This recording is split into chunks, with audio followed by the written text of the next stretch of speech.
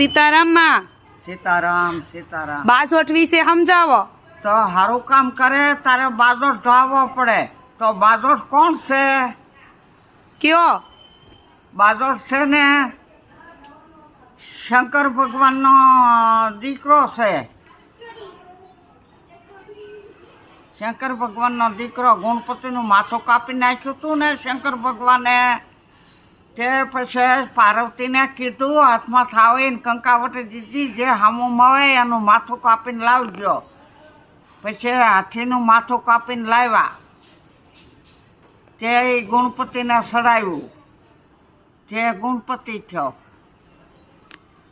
પછી હાથણી કે સમજે, હાથણી કે તમારા બસાનો તમે ઉદ્ધાર કર્યો ને મારું બસું ગોંદરે તફડે તો એનું શું કરવું?